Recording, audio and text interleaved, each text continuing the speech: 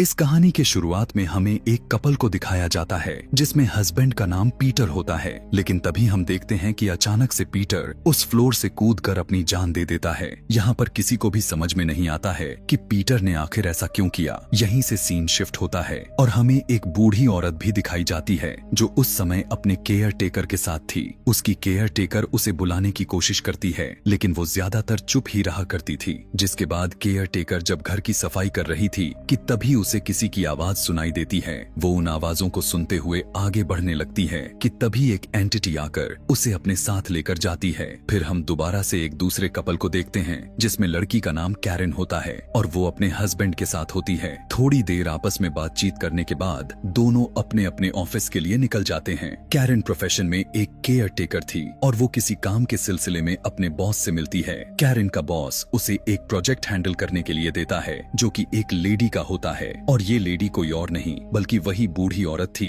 जिसकी care taker के साथ इंसिडेंट हुआ था। और अब कैरन को वहीं पर केयर टेकर बनकर जाना था और कैरन इस प्रोजेक्ट पर साइन कर देती है। जिसके बाद कैरन उस बड़ी औरत के घर में चली गई थी। घर के अंदर जाकर कैरन उस बूढ़ी औरत से बात करने की काफी कोशिश करती है, पर वो कोई भी जवाब नहीं दे रही थी। उस बूढ़ी औरत को देखकर ऐसा लग रहा था कि वो मेंटली डिसेबल थी। कुछ टाइम गुजर जाने के बाद कैरन को भी वहाँ पर उसी तरह से आवाजें सुनाई देने लगती हैं। घर को एक्सप्लोर करने के बाद कैरन को एक रूम नजर आती है। वो देखती है कि उस डोर को टेप की मदद से लॉक कर दिया गया था ताकि कोई भी अंदर ना जा सके, लेकिन कैरन उन टेप्स को खोल देती है। टेप्स को खोलकर जब वो डोर को ओपन करती है तब उसे वहाँ पर एक डायरी मिलती है जिसे वो उठा लेती है, लेकिन तभी वहाँ पर एक काली बिल्ली होती जिसे देखकर कैरन डर जाती है और वहीं पर एक छोटा बच्चा दिखाया जाता है। उस बच्चे को देखने के बाद कैरन उसके बारे में पूछने के लिए उस बूढ़ी औरत के पास जाती है, लेकिन वो बूढ़ी औरत किसी से बात कर रही थी,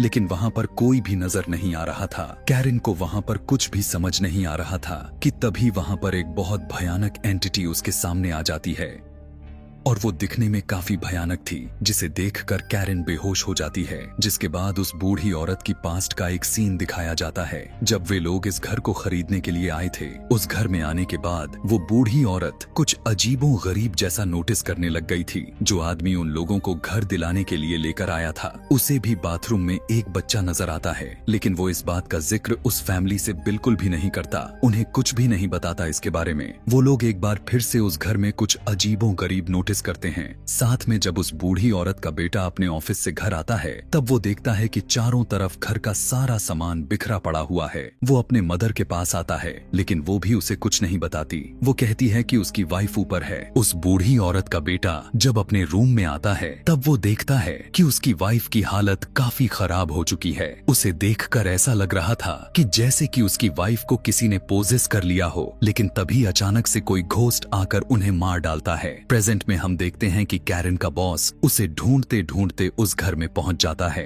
लेकिन वहां पर आने के बाद उसे पता चलता है कि वहां पर कुछ गड़बड़ है, इसीलिए वो जल्दी से पुलिस को बुला लेता है। जिसके बाद डिटेक्टिव कैरन के बॉस से पूछताछ करने लगते हैं और वो पूरे विस्तार से बताने लगता है। घर को एक्सप्लोर करने के बाद डिटेक्टिव को एक अजीब सा रूम मिलता है। उस घर को चेक करने पर उसे 2 डेड बॉडीज मिलते हैं और वो उसी बूढ़ी औरत के बेटे और बहू की थी। यहाँ हॉस्पिटल में कैरन को देखते हैं जो उस घर में होने वाले इंसिडेंट को लेकर काफी परेशान थी। डिटेक्टिव कैरन से कुछ पूछताछ करता है और वो भी उन्हें सब कुछ बताने लगती है। जाते जाते डिटेक्टिव कैरन को एक पिक्चर दिखाता है। उस तस्वीर में वही बच्चा था जिसे उसने उस सीक्रेट वाले डोर में देखा था। यहीं पर एक काफी परेशान कर देने वाली बात पता चलता है, और वो बच्चा तो आज से 3 साल पहले ही मर चुका था। ऑफिस में एक लड़की अपने प्रोजेक्ट पर काम करते हुए दिखाई जाती है। काम खत्म करने के बाद वो लड़की वहाँ से जाने लगती है, लेकिन तभी उसे वहाँ पर किसी की होने का एहसास होता है। उसे कुछ अजीब तरह की आवाजें सुनाई देने लगती हैं। ये आवाज इतना खतरनाक था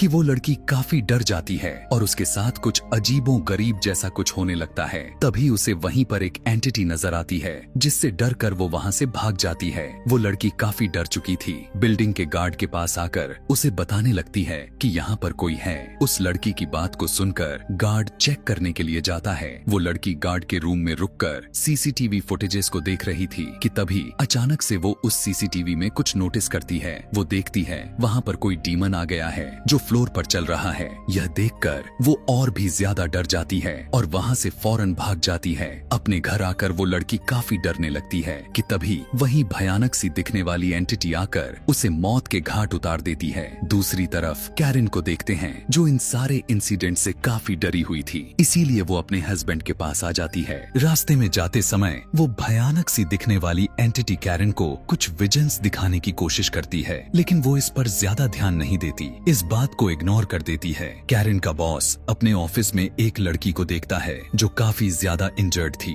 वो लड़की एक बेसमेंट की तरफ जाने लगती है। कैरन का बॉस भी उसके पीछे पीछे जाता है कि तभी वो लड़की अचानक से टर्न हो जाती है। उस लड़की की शक्ल काफी ज्यादा भयानक होती है, जिसे देखकर वो काफी डर जाता है। आगे हम कैरन को देखते हैं जो इन फैमिलीज के बारे में इंटरनेट पर सर्च करते हुए नजर आती है। काफी कोशिश के बाद उसे एक घर की हिस्ट्री पता चलता है, जिसमें उसे पता चलता है कि एक आदमी ने अपने वाइफ और अपने बेटे को मारने के बाद वो आदमी खुद उसी घर में सुसाइड कर लिया था। कैरन उस फैमिलीज के लोगों के पिक्चर्स भी देखती है और ये फैमिली वही थी जिनके बारे में उस डिटेक्टिव ने कैरन को बताया था। उस फैमिली में जो औरत थी उसका नाम कयाकू था और जो बच्चा होता है वो वही बच्चा था जिसे कैरन ने देखा था। उस फाइल में किसी और पर्सन की पिक्चर भी दिखाई देती है और वो कोई और नहीं बल्कि वही आदमी होता है जिसने इस कहानी के शुरुआत में बिल्डिंग से कूदकर खुदकुशी की थी, यानी जिसका नाम पीटर था। यहाँ पर डिटेक्टिव को सीसीटीवी फुटेज को प्ले करते हुए देखते हैं और ये वही वीडियो थी जिसमें वो भयानक एंटिटी चलते हुए दिखाई देती है।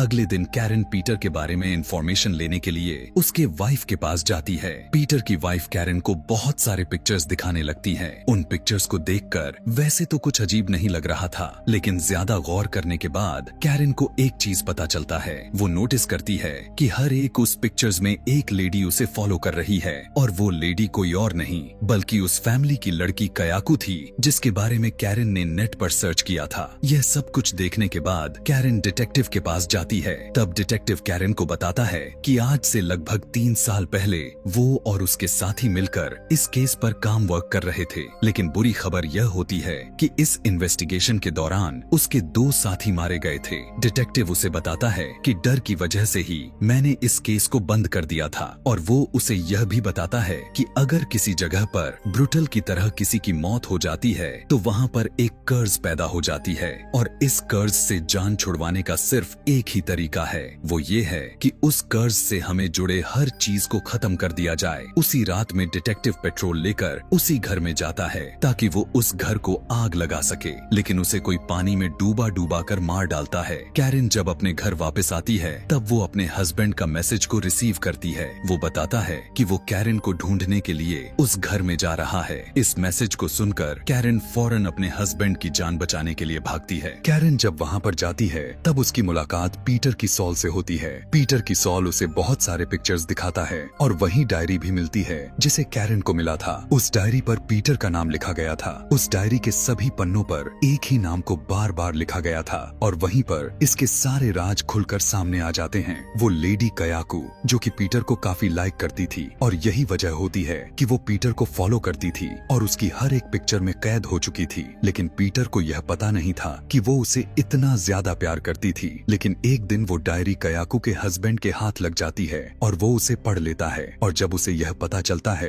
कि उसकी बीवी उसके अलावा किसी और से भी प्यार करती है तब वो गुस्से में आ जाता है और वो काफी बुरी तरीके से अपने बच्चे के सामने ही उसकी गर्दन को मोड़कर मार देता है और वो इतना जालिम हो जाता है कि वो अपने बच्चे को भी पानी में डूबोकर मार डालता है और साथ में उस काली बिल्ली को भी, जिससे कैरन डर गई थी, उसे भी मार देता है। उस डायरी में कयाकू ने पीटर की पिक्चर्स भी रखी थी और अपने सारे के सारे फीलिंग्स को लेकर पीटर के लिए उसी डायरी में लिखा करती थी। इतने दर्दनाक तरीके से मारने की वजह से ही कर्ज पैदा हो चुका था जिसने सबसे पहले पीटर की जान ली और जो बूढ़ी औरत की फैमिली जो यहाँ रहने के लिए आई थी उन्हें भी मार डाला और यही नहीं बल्कि डिटेक्टिव के साथियों को भी। और ठीक 3 साल के बाद उसने डिटेक्टिव को भी मार डाला और अब बारी होती है कैरन और उसके हस्बैंड की जो ये कर्ज उन्हें भी मार डालेगी और जितने भी डेथ हुई हैं वो सारी की सारी इसी घर की वजह से हुई हैं। हैं। यह सब कुछ जानने के बाद कैरेन अब अपने हस्बैंड को बचाने की कोशिश करती है, लेकिन कयाकू धीरे धीरे